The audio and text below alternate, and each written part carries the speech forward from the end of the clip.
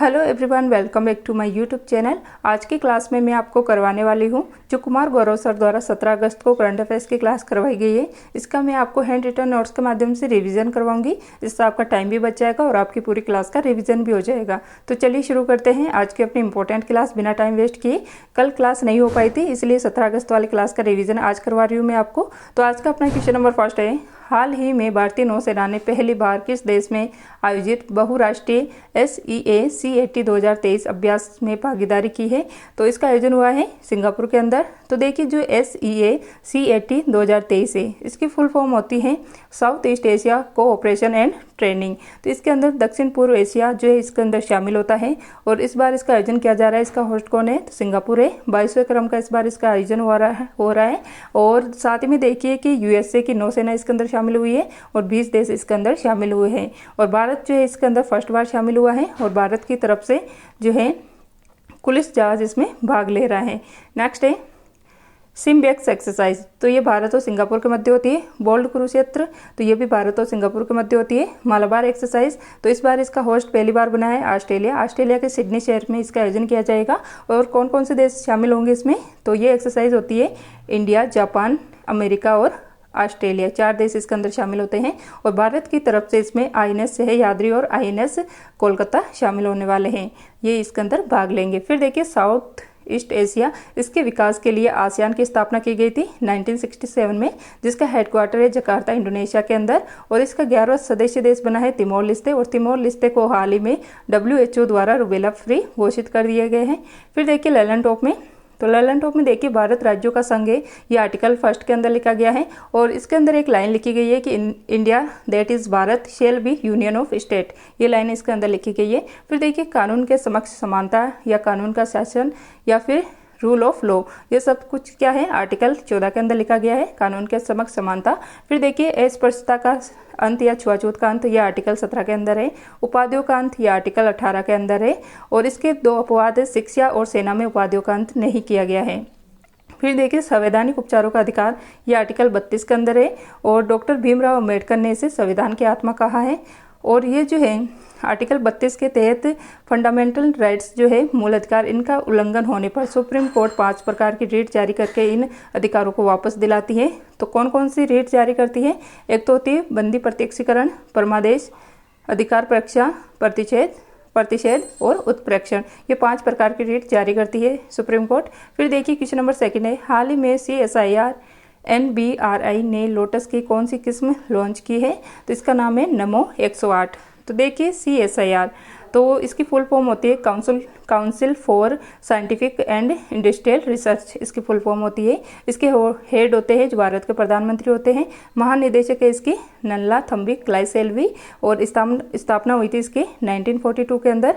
और इसी के द्वारा हाल ही में जो मतलब लखनऊ के अंदर एक प्रोग्राम हो रहा था, 1 वीक 1 लैब प्रोग्राम, मतलब 1 वीक 1 लैब प्रोग्राम लखनऊ के अंदर इसका आयोजन चल रहा था। तो इसी के अंदर जो है लोटस कमल के फूल की नई किस्म जिसका नाम है नमो 108। 108 क्यों है? क्योंकि इस फूल के अंदर जो है 108 पंखुड़ियाँ हैं। इसके बाद देखिए जो NBRI है, तो NBRI इसकी फुल फॉर्म होती है नेशनल बोटनिकल रिसर्च इंडस्ट्रियल, क्या है?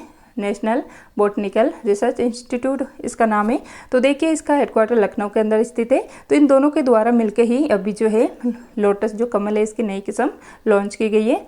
और ये जो पौधा है जो लोटस की नई किस्म है, ये मणिपुर के मतलब इसका विकास जो है कहाँ से हुआ है? तो मणिपुर पौधे से इसका विकास हुआ है। नेक्स्ट है लैलन टॉप में देखिए ग्राम पंचायत का गठन, यह आर्टिकल 40 के अंदर है। और NBRI जो है इसके द्वारा ही हाल ही में निहार, इसके एक जो एलोवेरा है इसकी नई किस्म निहार लॉन्च की गई है। और HD 3385 ये गेहूँ की नई किस्म लॉन्च की गई है।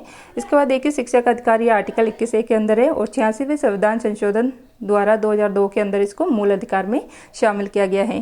फिर देखिए समान नागरिक संहिता, ये आर्टिकल 44 के अंदर है, मतलब यूनिफॉर्म सिविल कोड, ये कहाँ पर लागू है अभी? तो ये भारत में लागू है, सॉरी भारत में नहीं, गोवा के अंदर ये लागू है। फिर देखिए कार्यपालिका और न्यायपालिका का पृथक्करण, तो ये आर्टिकल 50 के अंदर है। राष्ट्रपति कार्यपालिका का प्रमुख होता है, ये आर्टिकल 53 के अंदर लिखा गया है। क्वेश्चन नंबर 3 है AWEIL कानपुर द्वारा निर्मित भारत की पहली लंबी दूरी की रिवॉल्वर कौन सी है? तो इसका नाम है प्रबल। तो हाल ही में लॉन्च किया, मतलब 18 अगस्त 2023 को इसको लॉन्च किया जाएगा और 50 मीटर दूर तक ये जो है टारगेट को भेद पाएगी और 700 ग्राम जो है इसका वजन है और इसका निर्माण किया गया है कानपुर के अंदर। तो देखिए हाल ही में निराक्षी जो कि पानी की आंख है, इसको लॉन्च किया गया है, जो कि पानी में जो बारूदी सुरंग है इसका पता लगाने वाली है। सूर्यांशु, तो ये केरल के अंदर लॉन्च किया गया सोलर बोट है। ओडिशा द्वारा लॉन्च AI आधारित क्षेत्रीय न्यूज एंकर, इसका नाम है लिसा। नेक्स्ट क्वेश्चन है ललन टॉप में देखिए, राष्ट्रपति का निर्वाचक मंडल ये आर्टिकल 54 के अंदर है।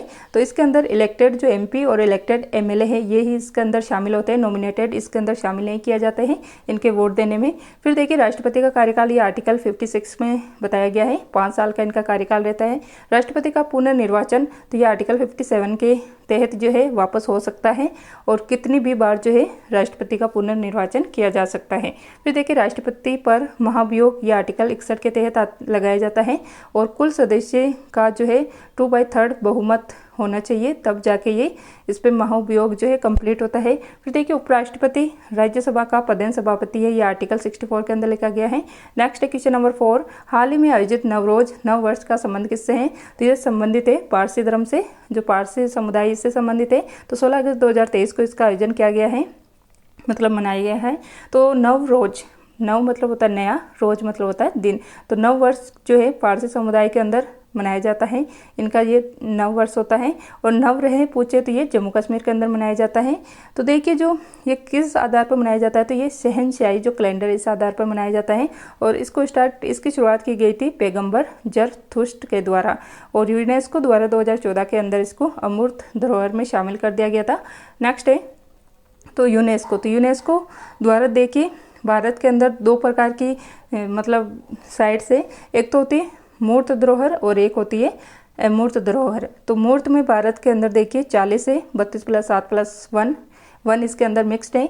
तो देखिए नवीनतम है इसके अंदर 40वीं धोलावीरा जो कि गुजरात में स्थित है, जबकि जो अमूर्त धरोहर है जिनको हम छू नहीं सकते ये 40 है और 40वीं मतलब 14 है और नवीनतम कौन सी है 14वीं, तो ये है दुर्गा पूजा जो कि वेस्ट बंगाल की है। नेक्स्ट है ललन टॉप में देखिए राष्ट्रपति समाधान शक्ति ये आर्टिकल 72 के अंदर है और ये इसके तहत जो देखिए किस किस को जो है क्षमा करने का अधिकार है इनको, तो ये मार्शल लॉ की सज़ा माफ़ कर सकते हैं और मृत्यु दंड की सज़ा माफ़ कर सकते हैं। नेक्स्ट है महान्यायवादी, तो अटॉर्नी जनरल तो अभी वर्तमान में है R वेंकटरमणी, तो इनका जिक्र होता है आर्टिकल 76 में और ये जो है राष्ट्रपति के प्रसाद पर्यंत जो है अपने पद पर बने रहते हैं। और आपको कमेंट करके बताना है कि भारत के फर्स्ट महान्यायवादी कौन थे। इसके बाद देखिए संसद का गठन, यह आर्टिकल 79 के अंदर है। तो देखिए संसद, राज्यसभा और लोकसभा इसको सरला से याद रखते हैं हम। तो संसद जो है ये 79 के अंदर है, आर्टिकल 79 में, जो कि राज्यसभा लोकसभा और राष्ट्रपति से मिलकर बनी होती है। फिर आती है राज्यसभा, ये आर्टिकल 80 के अंदर है और लोकसभा ये आर्टिकल 81 के अंदर है। नेक्स्ट है धन विधेयक, तो धन विधेयक जो है आर्टिकल 110 के अंदर आता है और सबसे पहले ये लोकसभा में पेश किया जाता है। वार्षिक वित्तीय विवरण ये आर्टिकल 112 के अंदर है। क्वेश्चन नंबर 5 है हाल ही में G20 डिजिटल आर्थिक कार्य समूह और डिजिटल आर्थिक मंत्री स्तरीय बैठक का आयोजन कहाँ पर किया गया है? तो इसका आयोजन किया गया है बेंगलुरु के अंदर। ये इसकी 4th बैठक थी और फर्स्ट बैठक जो है इसकी लखनऊ उत्तर प्रदेश में हुई थी। फिर देखिए इसके बाद तो इसमें देखिए G20, तो G20 2023 का होस्ट इस बार भारत है और किस थीम के साथ? वसुदेव कुटुंबकम थीम के साथ जो है भारत इसका इस बार होस्ट है। कौन से क्रम का? 18वें क्रम का शेरपा इसमें अमिताभ कांत। और G20 2024 का होस्ट होने वाला है ब्राजील। तो देखिए इसके तहत G20 2023 के तहत सिविल 20 इसका आयोजन किया गया जयपुर में। फर्स्ट शेरपा बैठक ये उदयपुर में हुई है और यूथ 20 शिखर सम्मेलन इसका आयोजन किया गया है वाराणसी उत्तर प्रदेश में। नेक्स्ट है ललन टॉप में देखिए CAG जो कंट्रोलर एंड ऑडिटर जनरल है, ये आर्टिकल 148 से 157 के अंदर होता है और वर्तमान में है गिरीश चंद्र मुर्मू। फिर देखिए CGA, तो CAG और CGA अलग अलग है। तो जो अकाउंट का कार्य संभालता है तो ये होता है CGA, तो ये बने मतलब अभी है भारत के SS दुबे और इनका जो है किसी भी आर्टिकल में जिक्र नहीं होता है CGA का। और फर्स्ट CAG कौन थे, मतलब फर्स्ट CAG कौन थे? तो ये थे नरहरि राव। नेक्स्ट क्वेश्चन है सुप्रीम कोर्ट अभिलेख न्यायालय है, यह आर्टिकल 1 to 9 के अंदर बताया गया है। राज्यपाल अध्यक्ष अध्यादेश शक्ति कौन से में है, आर्टिकल 213 में। राष्ट्रपति की 123 के अंदर है। राज्यपाल क्षमादान शक्ति ये 161 के अंदर है, जबकि राष्ट्रपति की 72 के अंदर है। महाधिवक्ता जो एडवोकेट जनरल है, जो कि राज्य का सबसे बड़ा वकील होता है, ये आर्टिकल 165 के अंदर है। और हाई कोर्ट जो है रिट जारी करता है आर्टिकल 226 के द्वारा। नेक्स्ट है क्वेश्चन नंबर 6, हाल ही में केंद्र सरकार ने पीएम ई बस सेवा पहल के तहत कितनी ई बसों को प्रारंभ करने की मंजूरी प्रदान की गई है। तो ये प्रदान की गई है 10,000 ई बसों को मतलब प्रारंभ करने की मंजूरी। तो देखिए जो पीएम मोदी द्वारा पीएम ई बस सेवा को मंजूरी प्रदान कर दी गई है। तो ये जो है पीपीपी मॉडल पर आधारित है, मतलब पब्लिक प्राइवेट पार्टनरशिप क्या है, पब्लिक प्राइवेट पार्टनरशिप मॉडल पर आधारित है। तो इसी के तहत जो है 10,000 ई बस की शुरुआत की गई है, जो कि सिटी बस के स्थान पर स्टार्ट की जाएगी।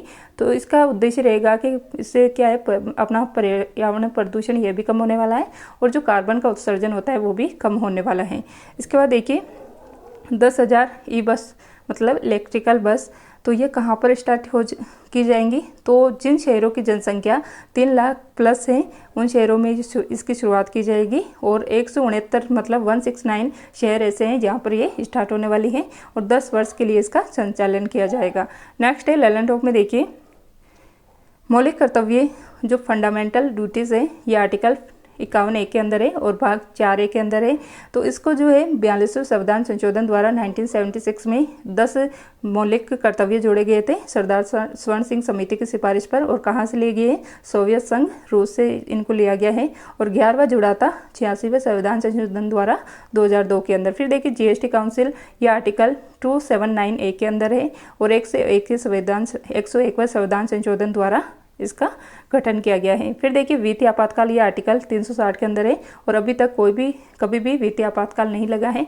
अंतर्राष्ट्रीय शांति, ये आर्टिकल 51 के अंदर है और विदेश नीति भी इसी के अंदर है। फिर देखिए क्वेश्चन नंबर 7 है, हाल ही में केंद्रीय पशुपालन और डेयरी मंत्री पुरुषोत्तम रुपाला ने ए हेल्प कार्यक्रम कहाँ प्रारंभ किया है, तो ये गुजरात के अंदर प्रारंभ किया गया है। तो ए हेल्प कार्यक्रम इसको लॉन्च किया गया है पुरुषोत्तम रुपाला, जो कि पशुपालन और डेयरी मंत्री है भारत के। तो इसमें देखिए जो ए है इसका मतलब है जो महिला है इसको एजेंट बनाना, इसको जो है इनको ऐसे एजेंट बनाना कि ये प्रशिक्षण दे सके पशुपालन, जो पशुधन होता है, टीके हुए या पशु बीमा हुआ, इनके प्रति इनको एजेंट बनाना। फिर देखिए लैलन टॉप में वित्त आयोग, तो वित्त आयोग में देखिए केंद्रीय वित्त आयोग 280 में है और राज्य वित्त आयोग आर्टिकल 243I के अंदर है। और ये कौन से संविधान संशोधन के द्वारा जोड़ा गया था, तो जो 73वां संविधान संशोधन हुआ था 1992 के अंदर भाग 9 के अंदर इसको जोड़ा गया था राज्य वित्त आयोग को। फिर देखिए केंद्रीय निर्वाचन आयोग, ये आर्टिकल 324 के अंदर है और राज्य निर्वाचन आयोग आर्टिकल 243K के अंदर है। फिर देखिए संपत्ति का अधिकार, ये फंडामेंटल राइट्स से इसको लीगल राइट्स बनाया गया है 44वें संविधान संशोधन द्वारा, जो कि 1978 में हुआ था और ये अभी आर्टिकल 301 के अंदर शामिल है। फिर देखिए हाईकोर्ट रिट जारी करता है आर्टिकल 226 के द्वारा और सुप्रीम कोर्ट रिट जारी करता है आर्टिकल 32 के तहत। फिर देखिए नेक्स्ट है हाई कोर्ट और सुप्रीम कोर्ट के रिट जारी करने के अधिकार में क्या मूल अंतर है, तो इसमें मूल अंतर है कि सुप्रीम कोर्ट मौलिक अधिकार का उल्लंघन होने पर आर्टिकल 32 के तहत 5 प्रकार की रिट जारी करता है, जबकि जो हाई कोर्ट है ये जो मौलिक अधिकार और जो लीगल राइट्स होते हैं इनके उल्लंघन होने पर आर्टिकल 226 के तहत रिट जारी करता है। तो अधिक शक्तिशाली है इसके अंदर हाई कोर्ट। फिर देखिए अखिल भारतीय सेवा, ये आर्टिकल 312 के अंदर है और यूपीएससी ये आर्टिकल 315 के अंदर है। फिर देखिए क्वेश्चन नंबर 8 है, हाल ही में डाइचे बैंक ऑफ इंडिया द्वारा जारी रिपोर्ट के अनुसार देश में राजकोषीय स्वास्थ्य के मामले में शीर्ष पर कौन सा राज्य है, तो यह है महाराष्ट्र।